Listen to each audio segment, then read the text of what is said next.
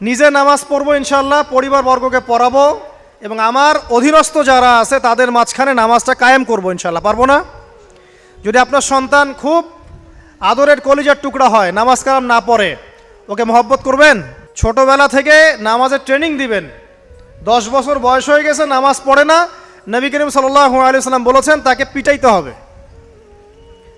আল্লাহর নবী মুহাম্মদ সাল্লাল্লাহু আলাইহি ওয়াসাল্লাম কি দয়ালু মানুষ ছিলেন না কঠোর?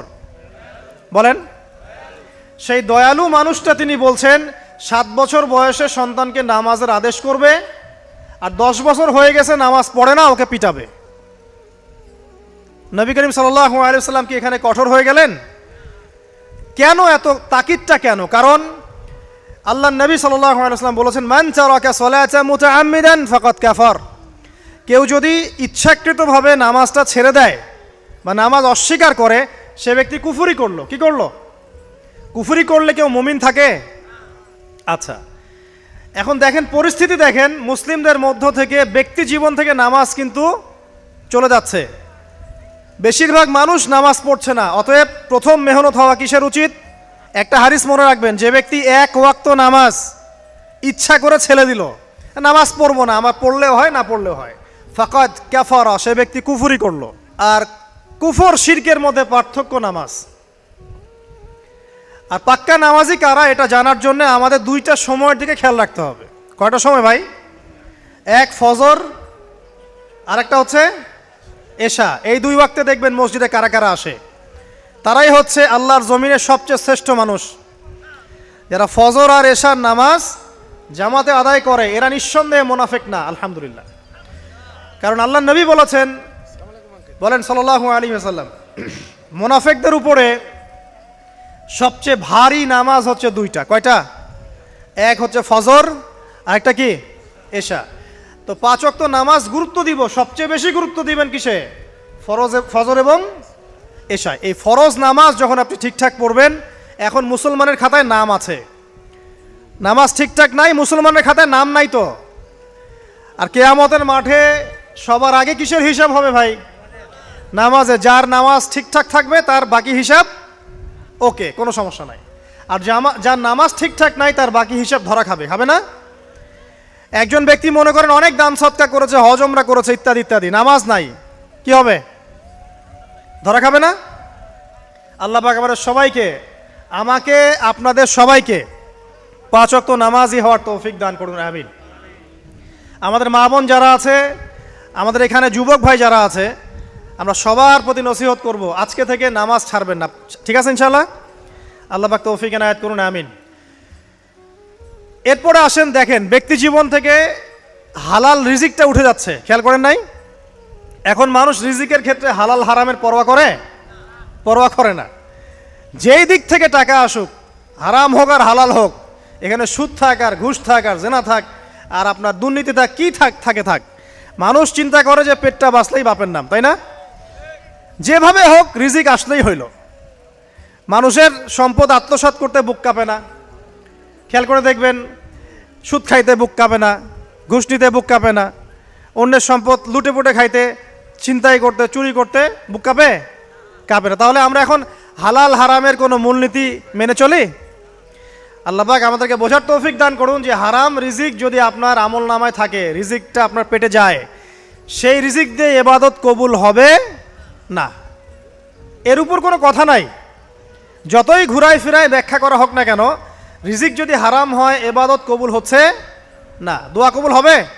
নামাজ কবুল হবে? দান সদকা কবুল হবে? তাহলে ব্যক্তি জীবনে ইবাদত কবুল করানোর জন্যে হারাম রিজিক ত্যাগ করার দরকার আছে না ভাই, নাকি নাই? তাহলে এখন থেকে আমরা হালাল খাবো না হারাম খাবো? যদি আপনি অন্যের সম্পদ নিয়ে থাকেন, আজকেই পরিশোধ করে দিবেন। যদি কারো সম্পদ আত্মসাৎ করে থাকেন, দিয়ে দিবেন। যদি ঘুষ নিয়ে থাকেন, ফেরত দিবেন। আপনার বোনের সম্পত্তি আত্মসাৎ করে থাকেন, ফেরত দিতে হবে। রিজিক যতক্ষণ পর্যন্ত হালাল হচ্ছে না, ততক্ষণ পর্যন্ত ইবাদত কবুল হচ্ছে না। আল্লাহ পাক আমাদের সবাইকে বোঝার তৌফিক দান করুন, আমিন। ব্যক্তি জীবনে আরও সমস্যা আছে, দেখেন এখনকার মুসলিম ব্যক্তি জীবন আর পরিবার থেকে পর্দা উঠে যাচ্ছে না? জিন আর মানুষ শয়তান, এরা তোমাদেরকে এমন জায়গা থেকে দেখে যেখান থেকে তোমরা ওদেরকে দেখতে পারো না। মানে শয়তান আপনাকে দেখছে, অতএব আদম সন্তানকে আল্লাহ পাক বলছেন, দেখো তোমাদের বাপ মাকে শয়তান কিন্তু জান্নাতে নগ্ন করে দিয়েছিল, দুনিয়াতে তোমরা যাচ্ছ যাও, এখানে খেয়াল রেখো শয়তান যেন তোমাদেরকে ফিতনায় ফেলতে না পারে। তাহলে এখন আপনিই বলেন, দুনিয়াতে যে বা যারাই আমাদের কাপড় খুলে ফেলার সংস্কৃতি চালু করছে, এরা কার এজেন্ট বলেন? আর এটা কি নতুন কথা? নবী সাল্লাল্লাহু আলাইহি ওয়াসাল্লাম বলেছেন, শেষ জামানায় ছেলেরা মেয়েদের পোশাক পরবে আর মেয়েরা ছেলেদের পোশাক পরবে। হাদিসটা বানিয়ে বললাম? দেখেন, শেষ জামানায় মেয়েরা ছেলেদের পোশাক পরবে আর ছেলেরা মেয়েদের পোশাক পরবে। নবীজি আরো বলেছেন, শেষ জামানায় এমন এক শ্রেণীর মেয়ে আসবে, লা মারাহুমা, আমি ওদেরকে দেখি নাই, নিসাউন কাসিয়াতুন আরিয়া, এমন সব মহিলা যারা কাপড় পরবে কিন্তু নগ্ন থাকবে। ব্যাখ্যা করতে হবে? ব্যাখ্যা করার দরকার আছে? মানুষ কাপড় পরেও কেমন করে নগ্ন থাকতে পারে ব্যাখ্যা করতে হবে। মুমিলাতুন মাইলাত, এরা নিজেরাও অন্যকে আকৃষ্ট করবে, নিজেরাও অন্যের দিকে আকৃষ্ট হবে, ব্যাখ্যা করতে হবে। আল্লাহর রাসূল সাল্লাল্লাহু আলাইহি ওয়াসাল্লাম একটা মূলনীতি দিয়েছেন, আপনি পুরুষ হলে আপনার সতর হবে নাভির উপর থেকে হাঁটুর নিচ পর্যন্ত, ঠিক আছে? এই সতর ঢেকে রাখা আপনার জন্য সবসময় ফরজ। এখন এর উপরে আপনি তাকওয়ার পোশাক পরবেন, ঢিলেঢালা পোশাক পরবেন, লম্বা চওড়া পোশাক পরবেন, যে পোশাক পরলে আপনি শালীনতা আপনার বজায় থাকে, এটা আপনি পুরুষ হিসেবে। এরপর আপনি টুপি, পাগড়ি, জুব্বা, দাড়ি সব রাখবেন, ইসলামিক সুন্নাহ। আর যদি আপনি মেয়ে হয়ে থাকেন, আমার বোন হন, আমার মা হন, আমার খালা, মামি, চাচি যেই হন, আপনাদের জন্য নবী সাল্লাল্লাহু আলাইহি ওয়াসাল্লাম বলেছেন 4টা মূলনীতি ফলো করতে হবে। কয়টা মূলনীতি? 4টা, খুব সংক্ষেপে বলছি। 1, আপনার পোশাক এত আঁটোসাঁটো হবে না যাতে আপনার গায়ের কাঠামো বোঝা যায়। দেখাচ্ছি, এই যে আমার হাত কত মোটা কি দেখা যায়? বোঝা যাচ্ছে আমার হাত কত মোটা, আমার মাসেল কত মোটা, বোঝা যাচ্ছে? যদি আমি এরকম পোশাকটা পরতাম, বোঝা যায়? এটা নিষেধ। এটা আপনাকে নবী সাল্লাল্লাহু আলাইহি ওয়াসাল্লাম নিষেধ করেছেন, এরকম আঁটোসাঁটো পোশাক পরবে না। কাকে বলেছেন? আমাদের মাদেরকে, আমাদের বোনদেরকে, আমাদের মেয়েদেরকে।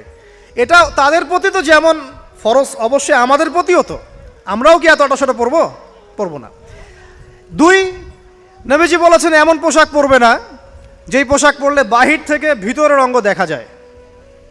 আমার এই কাপড় দিয়ে কি ভিতরের গায়ের স্কিন দেখা যাচ্ছে? যদি এটা পাতলা হতো দেখা যেত না? তাহলে ঢিলে ঢালাও যদি পোশাক হয় কিন্তু পাতলা হয় যে ভিতরটা দেখা যায়, এটাও হারাম, পরা যাবে না মেয়েদের। বোরখাও যদি হয় একদম ঢিলে ঢালা বোরখা কিন্তু ভিতরের অঙ্গ দেখা যাচ্ছে, পরা যাবে? তাহলে এটা নবী সাল্লাল্লাহু আলাইহি ওয়াসাল্লামের দ্বিতীয় মূলনীতি দেয়া। 3 নাম্বার হচ্ছে, কোনো পুরুষ কোনো মহিলার পোশাক পরতে পারবে না, কোনো মহিলা কোনো পুরুষের পোশাক পরতে পারবে না। আপনি কি ম্যাক্সি পরে ঘুরবেন? আপনার রুচি কুলাবে? তাহলে একটা মেয়ে কেমন করে গেঞ্জি পরে ঘুরতে পারে? একটা পুরুষ হিসেবেও তো আপনার খালি গায়ে ঘুরতে লজ্জা লাগে না? তো একটা মেয়ে মানুষ কিভাবে খালি গায়ে ঘুরতে পারে? তাহলে মনে করেন কোথায় আমাদের শালীনতার জায়গা চলে আসছে। ওই যে একটা হাদিস আছে, নবীজি বলেছেন, যদি তোমার মধ্যে লজ্জা না থাকে তোমার দ্বারা যে কোনো পাপ করা সম্ভব। যদি তোমার মধ্যে লজ্জা না থাকে তোমার দ্বারা যে কোনো পাপ করা কি সম্ভব। এটা 3 নাম্বার। 4 নাম্বার, যে অমুসলিম যারা, তাদের ধর্মীয় কৃষ্টি কালচারের সাথে সাদৃশ্য আছে এমন কোনো পোশাক মুসলিমদের পরা যাবে না। আপনি কি ক্রুশের পোশাক পরতে পারবেন? পারবেন না। তো এই মূলনীতিগুলো ফলো করে আপনাকে চলতে হবে। আল্লাহ পাক তৌফিক এনায়েত করুন, আমিন। প্রথম নসিহত করেছি যে 5 ওয়াক্ত নামাজ যেন আমাদের না ছুটে যায়। পারা যাবে না ইনশাল্লাহ ভাই? ওয়াদা করেন আজকে থেকে 5 ওয়াক্ত নামাজ ছাড়বেন না, ওয়াদা করেন, বলেন ইনশাআল্লাহ। হে আল্লাহ, আমরা তওবা করছি, জীবনে যত নামাজ ছেড়েছি তার জন্য আমরা তোমার কাছে ইস্তেগফার করছি। বলেন আস্তাগফিরুল্লাহ আল্লাযী লা ইলাহা ইল্লা হুয়াল হাইয়ুল কাইয়ুম ওয়া আতুবু ইলাইহি। যত নামাজ কাজা হয়েছে হিসেব করে কাজা আদায় করে দিবেন, পারবেন ইনশাআল্লাহ? আর আজকে থেকে ইনশাআল্লাহ আমরা নামাজ ছাড়বো না, ওয়াদা করছেন? আল্লাহ পাক সবার তওবা কবুল করুন, আজকে থেকে পাক্কা নামাজই বানায় দিন, আমিন। শুধু নিজেই নামাজ পড়বেন, আপনার স্ত্রী সন্তানকে নামাজ পড়াবেন না? আল্লাহ পাক তৌফিক এনায়েত করুন। 2 নাম্বার কি বলেছিলাম? হালাল, বলেন হালাল রিজিক, রিজিক যদি হারাম হয় ইবাদত কবুল হবে? আল্লাহ পাক বলেছেন ইন্নাল্লাহ তাইয়্যিব লা ইকবালু ইল্লা তাইয়্যিব, আল্লাহ পাক পবিত্র, তিনি পবিত্র ছাড়া গ্রহণ করেন না। 3 নাম্বার কি বললাম ভাই? কি আপনার পরিবার বর্গকে শালীন পোশাকে রাখবেন, পর্দায় রাখবেন। রাখা যাবে না ইনশাল্লাহ? এখানে কি আপনাকে কেউ বাধা দিবে? যে যাই বলুক না কেন, সারা দুনিয়ার মানুষ নগ্ন হয়ে ঘুরে ঘুরুক, আপনার পরিবারের কর্তাকে আপনি না, আপনি আপনার পরিবারটাকে ঠিক করার চেষ্টা করেন। আল্লাহ পাক তৌফিক ইনায়াত করুন, আমিন। 4 নম্বর নসিহত, এটা যুবকদের জন্য স্পেশালি এবং যাদের পড়াশোনা করার সামর্থ্য এখন আছে তাদের জন্যে। কোরআনুল কারীম তেলাওয়াত করা শিখতে হবে। পারবেন? কারা কারা পারেন? আলহামদুলিল্লাহ। কারা কারা হাফেজ? এই যে কমে গেছে। এবার বলি কারা কারা অর্থ বুঝে কোরআন পড়েছেন? এই যে আরো কমে গেছে। কোরআন পড়তে হবে শুধু তোতা পাখির মতো নয়, আমার কথা বুঝেন। কোরআন তিলাওয়াত করলে প্রত্যেক হরফে 10 নেকি পাবেন, কোনো সমস্যা নাই, কিন্তু এতে করে কোরআনের সামগ্রিক হকটা আদায় হয় না। কথা কি বুঝতে পারছেন? আমি কি বলেছি কোরআন তেলাওয়াত করলে নেকি হবে না? এটা বললাম? কোরআন তেলাওয়াত করলে প্রত্যেক হরফে কয় নেকি হবে? 10 নেকি। কিন্তু কোরআন বোঝা, এর ভিতরে কি আছে, এই শিক্ষাগুলো কি আপনি পাবেন? বিশুদ্ধ করে কোরআন পড়তে হবে, বিশুদ্ধ করে। একটা উদাহরণ দিব। এই যে আমরা নামাজে দাঁড়াই বলি আল্লাহু আকবার, তাই না? তারপরে কি পড়েন? সানা পড়েন। তারপরে কি পড়েন? আলহামদুলিল্লাহ, আলহামদুলিল্লাহি রাব্বিল আলামিন। প্রথম শব্দ কি? আলহামদু। যদি আপনি আলহামদুলিল্লাহ বলেন, অর্থ হচ্ছে সমস্ত প্রশংসা আল্লাহর জন্যে, ঠিক আছে? আচ্ছা, যদি আপনি বলেন আলহামদুলিল্লাহ, আলহামদুলিল্লাহি রাব্বিল আলামিন, এখানে হা হলো হাওয়াস, মানে ছোট হা। এই একটা হা ভুল করার কারণে অর্থ পরিবর্তিত হয়ে অর্থ দাঁড়ায় সমস্ত নিন্দা আল্লাহর জন্য, নাউজুবিল্লাহ। আমি কি বুঝাতে পারলাম যে বিশুদ্ধ করে কোরআন তেলাওয়াত করা কতটা ইম্পর্টেন্ট? মনে করেন আপনি বলছেন কুল ইয়া আইয়ুহাল কাফিরুন, বলুন হে কাফেররা, লা আ'বুদু মা তা'বুদুন। এই সূরা মুখস্থ আছে না? আচ্ছা, এর অর্থ হচ্ছে লা আ'বুদু, আমি তার ইবাদত করি না, মা তা'বুদুন, যার ইবাদত তোমরা করো। এখানে লা এর মধ্যে মদ আছে না? মদ আছে না? টেনে পড়তে হয় না? যদি কেউ লায়ে মদ না করে এভাবে পড়ে যে লা আ'বুদু মা তা'বুদুন, যারা গ্রামার জানে তাদেরকে জিজ্ঞাসা করেন, অর্থ হবে এমন যে আমি অবশ্যই তার ইবাদত করি যার ইবাদত তোমরা করো। তোমরা বলতে কারা? তাওহীদ থাকলো না শিরক হলো? অতএব বিশুদ্ধ করে কোরআন তেলাওয়াত করা খুবই জরুরি। আপনি মসজিদে যান আর মাদ্রাসায় যান আর ওস্তাদকে প্রাইভেটে পড়ান, যেভাবেই পড়েন, আপনাকে বিশুদ্ধ করে কোরআন তেলাওয়াত করা শিখতে হবে। আল্লাহ পাক তৌফিক দান করুন, আমিন। যারা বয়স্ক হয়ে গেছেন আফসোস করবেন না, হীনমন্যতায় ভুগবেন না, আপনি ওই অবস্থায় চেষ্টা করেন, আল্লাহ পাক আপনাকে ডাবল নেকি দিবে ইনশাআল্লাহ। নবী সাল্লাল্লাহু আলাইহি ওয়াসাল্লাম বলেছেন, যে ব্যক্তি কোরআনের একটা আয়াত বা একটা হরফ তেলাওয়াত করবে তার জন্য 10টা নেকি আছে ইনশাআল্লাহ। আর মান ক্বারা কুরআনুল কারীম ওয়া হুয়া মাহিরুন বিহ, যে ব্যক্তি কোরআন তেলাওয়াত করে এবং তার উপর দক্ষ হয়, মা'আস সাফরাতিল কিরামিন বারারা, সেই ব্যক্তি সম্মানিত ফেরেশতাদের সাথে হাসর করবে ইনশাআল্লাহ। আর ওয়াল্লাযী ইয়াকরাউল কুরআন ওয়া ইয়াতাতাআতাউ ফীহি ওয়া হুয়া আলাইহি শাক্কুন ফালাহু আজরান, আর যে ব্যক্তি কোরআন তেলাওয়াত করতে করতে আটকে যায়, তেলাওয়াত করছেন করছেন করছেন, আটকে যাচ্ছেন, আবার চেষ্টা করছেন, আবার আটকে যাচ্ছেন, আবার চেষ্টা করছেন, আল্লাহর নবী বলছেন সাল্লাল্লাহু আলাইহি ওয়াসাল্লাম, তার জন্য ডাবল পুরস্কার আছে, ডাবল নেকি। তো হতাশ হওয়ার কোনো কারণ আছে? কোরআনের সমাজ গড়তে চান, এটা অনেক দূরের কথা। আগে কোরআনুল কারীম বিশুদ্ধ করে তেলাওয়াত করতে শেখেন, আল্লাহর ওয়াস্তে কোরআনের কিছু অংশ হিফজ করেন, এরপর কোরআনটা নিজে আগে মেনে চলার চেষ্টা করেন। নিজে ভালো না হলে কি মানুষকে ভালো করা যাবে? নিজে আমার মধ্যে জ্ঞান নাই, মানুষকে জ্ঞান দেওয়া যাবে? এটা তো সহজ কথা। অতএব নিজেদেরকে আমাদেরকে আগে কোরআন পড়তে হবে, কোরআন মানতে হবে, সাথে কোরআনের ব্যাখ্যা হাদিস আপনি পড়বেন।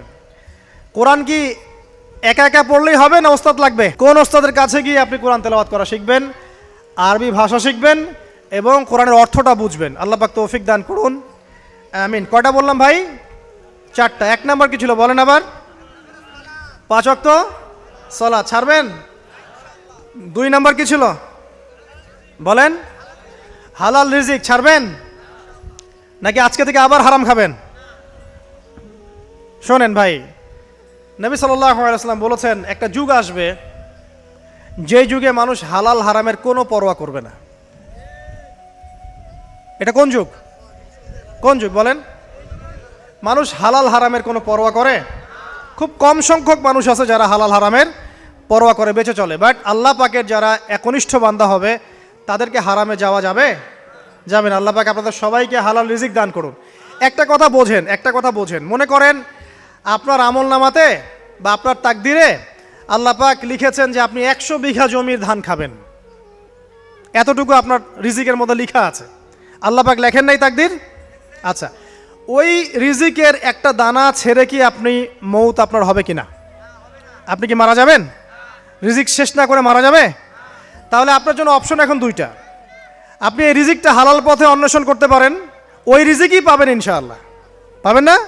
পাবেন। আল্লাহ পাক এটা বোঝার তৌফিক দান করুন, আমিন। আর সবশেষ কথা যেটা বললাম যে নামাজ, হালাল রিজিক আর পর্দার সাথে সাথে পারিবারিক আদর্শ সুন্দর করবেন, পাশাপাশি কোরআন তেলাওয়াত শিখবেন, অন্যকে শেখাবেন, অর্থ বোঝার চেষ্টা করবেন। আল্লাহ পাক সবাইকে তৌফিক এনায়েত করুন, আমিন।